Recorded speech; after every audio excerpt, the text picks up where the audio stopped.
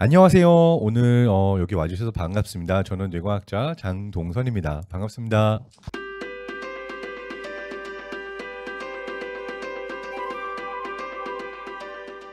한 가지 질문을 드리고 시작하도록 하겠습니다. 버스 정류장, 우체통, 도서관, 박물관, 이 네 가지의 공통점이 뭘까요?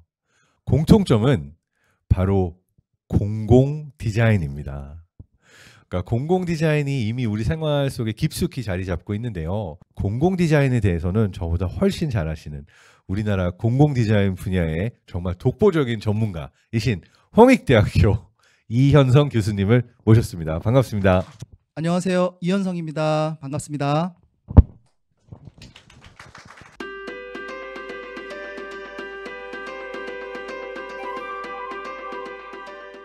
공공 디자인 전문가가 공공 디자인을 설명하라고 한다면 어떻게 정의를 하시겠어요? 우선 공공 디자인에 대해서 쉽게 우리가 이해를 먼저 해야 되니까 디자인이란 용어 자체가 자세히 보면은 이렇게 혼자 다니는 경우가 없어요. 제품 디자인이라고 하든 건축 디자인이라고 하든 일러스트레이션 디자인이라고 하든 이 디자인이라는 건 항상 무엇을 실현시켜주는 수단으로서 굉장히 많이 활용이 됐단 말이에요. 그래서 제품을 만들어주고 우리 건축물을 만들어주고 하는, 그래서 그러한 역할들이 이제 초기에 디자인의 역할을 하다가 이제는 우리도 보면 이제 공공 디자인의 말을 쓴다라는 건 결국 공공을 만들어준다. 이제 그 의미는 공공 가치를 실현시켜주는 수단으로 이제 활용되기 시작하는 겁니다. 그래서 디자인이 경영이라든지 정책, 제도 이런 데도 응용될 수 있는 것들이 우리가 아는 그런 조형을 추구하는 수단으로서 디자인도 있지만 이제는 그런 형이상학적인 것, 눈에 보이지 않는 가치나 이런 것들을 구현시키주는 어떤 수단으로서 굉장히 좋은 매력이 있죠. 그래서 우리나라에서는 이제 그런 것들이 공공 디자인의 유형으로 만들어지게 됐고, 그 공공 디자인의 정의는 공공 가치를 실현시켜주는 하나의 모든 조정 양식이라든지 어떤 구현 방식들을 모두 총칭할 수 있겠습니다. 조금 더 저는 이제 본질적인 질문으로 다시 풀어보면 사실 뇌과학과 디자인이 어떠한 상관이 있나라는 고민을 해볼 수 있을 것 같아요. 오늘 박사님 같은 분들이랑 이런 공공 디자인 하는 분들이 같이 말씀 나누는 의미가 바로 거기 있을 것 같은데요. 예를 들면 우리가 이런 이 공간에서 안전의 대피 공간을 위해서 저렇게 녹색의 탈출구 표시를 저렇게 표시를 해놓잖아요.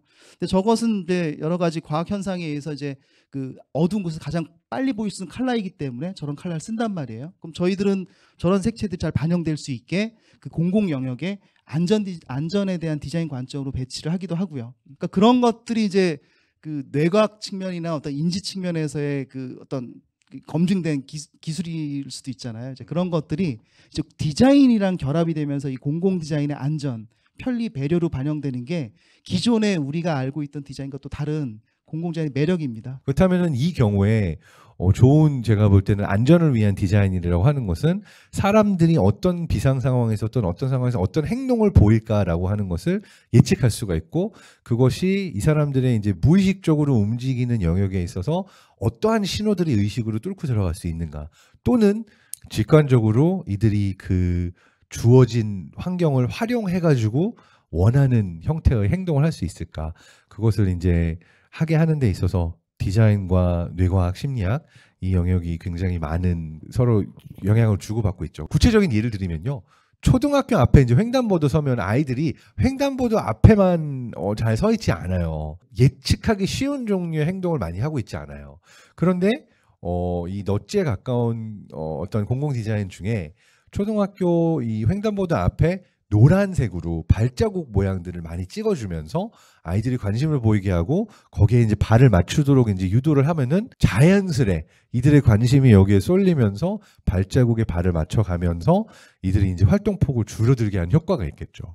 이런 게 넛지고, 좋은 디자인이라는 것은 누군가의 스트레스 레벨을 줄여주는 일을 하기도 해요. 네, 실제로 우리나라 지금 지하철이라든지 학교 공간에서 스트레스 프리라든지 이런 사업들을 좀 많이 하고 있는데, 사람들이 어떤 영역에 갔을 때 그 지역 그 공간이나 어떤 그 장소에 대해서 어느 공간에 무엇이 있는지를 빨리 예측하고, 그다음에 또 길을 찾기 쉽게 해주는 어떤 그러한 정보들을 제공함으로 해서 저희는 그걸 몰랐지만 쓰면서 우리도 모르게 이게 스트레스가 저감이 됐던 거죠. 그래서 실제로 그거를 뭐 실증한 연구도 있는데 거의 뭐 65% 가까이 어떤 그 충돌 횟수라든지 사람들이 길 헤매는 횟수. 그래서 요즘에 아마 서울 지하철 타셔 보시면 아마 한 5년 전과 비교해 보시면 안에 헤매는 횟수도 굉장히 많이 줄었는데 그게 다 공공디자인의 시범 사업으로 했던 거고. 이게 계속해서 지식이 업데이트되어 가는 과정인 것 같아요. 예를 들어서 우리가 이제 어딘가 길을 찾거나 새로운 장소에 갔다 오면 되게 피곤하잖아요. 근데 그 이유 중에 하나가 내가 익숙한 공간에서는 에너지 소모를 내가 많이 하지 않으면서 그냥 정말 내가 늘 해오던 패턴, 그 생각을 많이 하지 않고 갈 수가 있어요. 근데 어딘가에 가서 길을 잃거나 찾아보거나 하면은 불안함이 들기도 하지만 뇌가 이제 에너지 소모를 많이 한단 말이죠. 어디서 찾아야 되나, 어디로 가야 되나 봐야 되고. 그럼 이것이 이제 그렇게 헤매다 온 사람의 뇌랑 그리고 정말 자연스럽게 목적지에 벌써 여기 왔네? 이렇게 도착한 사람의 뇌를 비교해 보면 분비되어 있는 코티졸하고 스트레스 호르몬의 양이 차이가 납니다. 그래서 이러한 측면에서 보게 되면 저는 공공 디자인이 가지고 있는 가장 중요한 역할 중에 하나는 어떠한 방식으로 연결이 이루어질 수 있는가의 디자인이 중요하다고 생각해요. 그러니까 사회 전체 발전을 위해서 되게 중요합니다. 그래서 여기서 좀 좋은 예로 드리고 싶은 이야기 중에 하나가 뭐냐면 실리콘밸리의 보도블럭 이야기예요. 실리콘밸리에서 이걸 커브 커팅 이펙트라고 그래서 보도블럭의 엣지를 커브라고 그래요. 요거를 법적으로 다 깎도록 했어요. 휠체어를 탄 사람들이 이동의 영역에 있어서 힘들어하지 않게. 왜냐하면 이게 각져 있는 보도블럭 올라가는 게 되게 힘들거든요. 모빌리티에 있어서의 소수자 보호를 위해서는 법령이 생겨난 거예요. 근데 이 효과는 어떤 효과로 넘어갔냐? 실리콘밸리에서 이 보도블럭을 깎은 도시들이 무인 배달 로봇이 가장 잘 다니는, 가장 앞서 있는 도시가 됐어요. 누군가 소수자를 데려가야 되고 막 이러한 논리가 아니라 우리가 모든 사람들이 함께 할 수 있도록 디자인을 만들어주면은 그로부터 생겨난 효과가 더 많은 혁신과 발전이 일어날 수 있어요. 그리고 또 공공 디자인에서 지금 그 실제로 지향하고 있는 지금 안전과 편리 배려의 공통점들이 사실은 사용자인 나가 아니라 어떻게 보면 이 같이 함께 사용하는 이타적인 관점에서도 있거든요. 그래서 뇌과학 관점에서 그게 어떤 그렇게 같이 공존하는 관점에서의 어떤 시너지가 효과가 난다고 하는 것들이 이 공공 디자인의 그런 원리랑도 비슷한 어떤 그 원리가 되지 않나 이렇게 보입니다. 어떤 집단 간에 이익이 걸려 있어서 서로 디자인을 이렇게 가야 돼, 공공 영역은 이렇게 가야 돼라고서는 부딪힐 때, 그래서 서로가 생각하는 목표점, 지향점이 다를 때 이 공공 디자인 프로젝트들은 거기서 어떻게 맞춰 나가고 어떻게 개발되는가, 이런 것들이 좀 궁금한 것 같아요.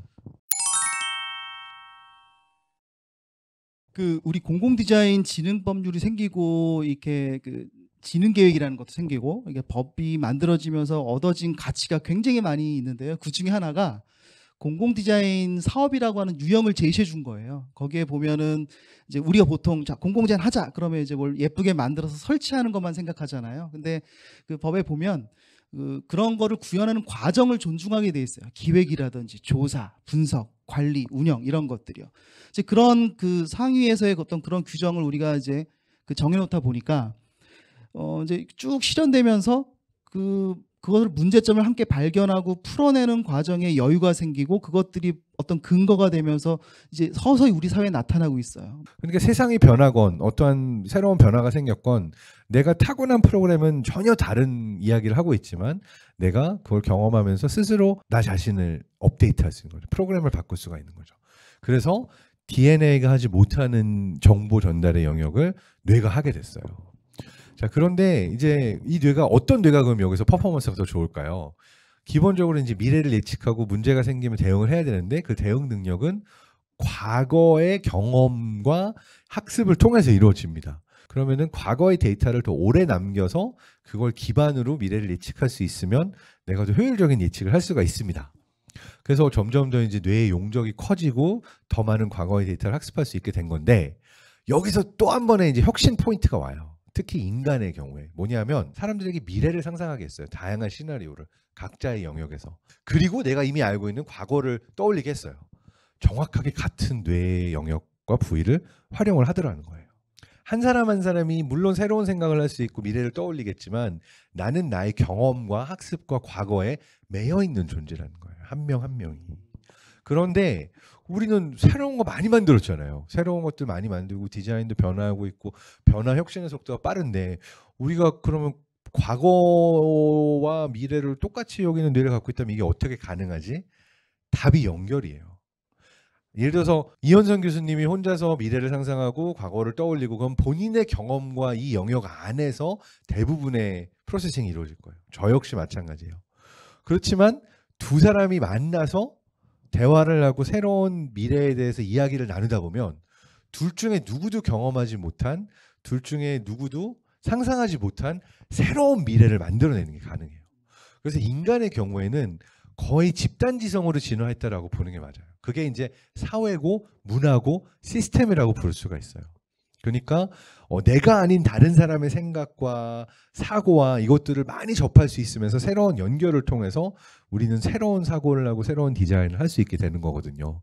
이러한 측면에서 놓게 보게 되면은 굉장히 중요한 게 무엇이냐. 서로 다른 사람들 사이에 연결이 많이 만들어져 있는 사회가 더 혁신으로 가고 변화가 많고 풍요로운 사회로 발전을 한다라는 거를 기업의 영역에 있어서도 여러 국가, 문화 정말 오랜 기간 동안 증명되어 왔습니다. 스티브 잡스는 이런 얘기를 한 적이 있어요. 정말 매끈매끈하고 아름다운 디자인이 나오기 위해서는 모가 난 다양한 돌들을 세탁기에 넣고 막 돌려가지고 서로 부딪혀서 갈려 나가서 모두가 매끈해지게 만드는 프로세스가 필요하다. 그러니까 아무리 좋은 아이디어가 나와도 그 본인 거건 누구 건 이거야 라고 제시를 해가지고 다 따라가는 일은 없어요. 그러니까 그거에 대해서 반대하거나 딴지 걸거나 다른 사람들이 부딪힐 수 있고 서로가 이제 뭐가 갈려져 나가면서 둥그러질 수 있는 과정이 꼭 필요하다라고 얘기를 했어요. 결과적으로 이제 공공 디자인이 성공을 하기 위해서는 최대한 많은 참여를 유도하고 서로 다른 의견을 가지고 있지만 다수가 경합하면서 이제 전체에게 가장 좋은 포인트를 찾아갈 수 있는 그러한 부분이 중요하다라는 부분을 다시 한번 강조하게 되네요. 그래서 그런 의미에 있어서 거버넌스, 연결, 집단지성이 잘 발휘될 수 있는 다양성의 포용 이러한 것들이 이제 뇌과학적으로는 공공 디자인의 영역에 있어서 중요한 포인트들이지 않을까 생각을 해봅니다.